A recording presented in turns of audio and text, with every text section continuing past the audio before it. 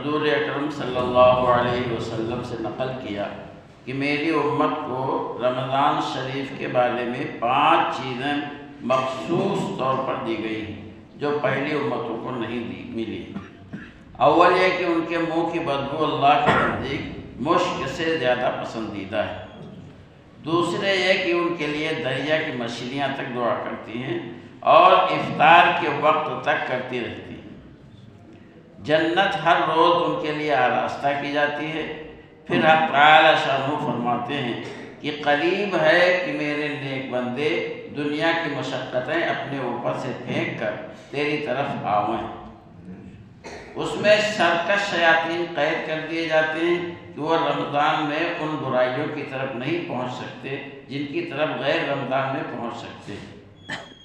رمضان کی آخری رات میں روزے داروں کے لیے مغفرت کی جاتی ہے۔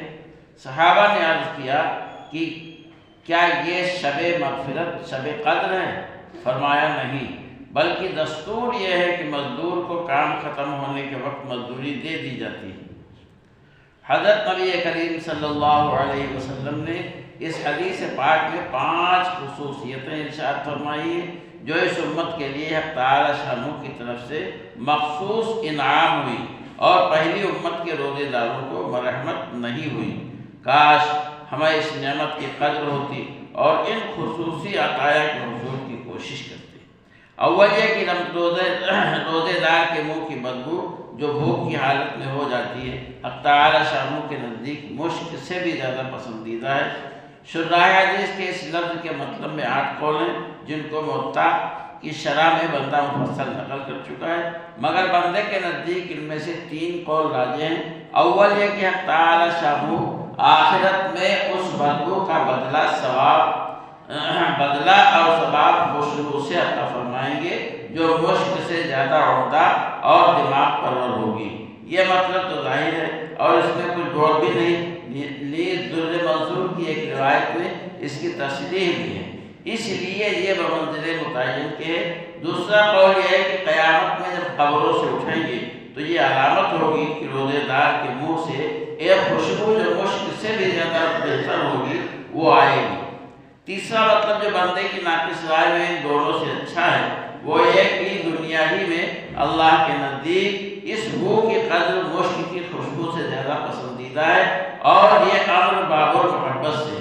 جس کو کسی سے محبت اور تعلق ہوتا ہے اس کی بدبو بھی فریفتہ کے لیے 1000 کے کمال تقلب ہے کہ بمنزل محبوب کے بن جاتا ہے۔ روزہ تعالی جل شانہ کی محبوب ترین عبادتوں میں سے ہے۔ اسی وجہ سے ارشاد ہے کہ ہر نیک عمل کا بدلہ ملائکہ دیتے ہیں مگر روزے کا بدلہ میں خود عطا کرتا ہوں، اس لیے کہ وہ خالص میرے لیے ہے۔ بعض مشائخ سے منقول ہے کہ یہ لفظ اجزا بھی ہے، یعنی یہ کہ اس کے بدلے میں خود اپنے کو دیتا ہوں، اور محبوب کے ملنے سے زیادہ اونچا بدلہ اور کیا ہو سکتا ہے۔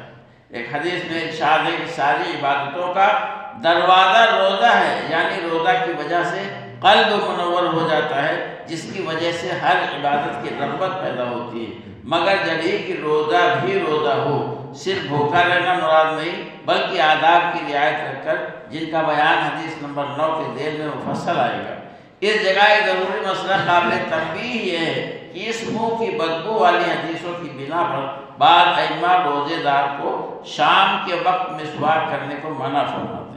حنفیہ کے نزدیک مسواک ہر وقت مستحب ہے، اس لیے کہ مسواک سے دانتوں کی بدبو ظاہر ہوتی ہے، اور حدیث میں جس بو کا ذکر ہے وہ معدے کے خالی ہونے کی وجہ سے ہے، نہ کہ دانتوں سے۔ حنفیہ کے دلائل اپنے موقع پر کتب فقہ و حدیث میں موجود ہیں۔ دوسری خصوصیت مچھلیوں کے استغفار کرنے کی ہے، اس سے مقصود کثرت سے دعا کرنے والوں کا بیان ہے۔ بہت سی روایات میں مضمون وارد ہوا ہے، بعض روایات میں ہے کہ ملائکہ اس کے لیے استغفار کرتے ہیں۔ میرے چچا جان کا ارشاد ہے کہ مچھلیوں کی خصوصیت بظاہر اس وجہ سے ہے کہ اللہ جل شانہ کا ارشاد ہے ان الذین آمنوا وعملوا الصالحات سیجعل لهم الرحمن ودا، جو لوگ ایمان لائے اور اچھے اعمال کیے حق تعالی شانہ ان کے لیے دنیا ہی میں محبوبیت فرما دیں گے۔ اور حدیث پاک میں ارشاد ہے جب حق تعالی شانہ کسی بندے سے محبت فرماتے ہیں تو جبرائیل علیہ السلام سے ارشاد فرماتے ہیں مجھے فلاں شخص پسند ہے، تم بھی اس سے محبت کرو۔ وہ خود محبت کرنے لگتے ہیں اور آسمان پر آواز دیتے ہیں کہ فلاں بندہ اللہ کا پسندیدہ ہے، تم سب اس سے محبت کرو۔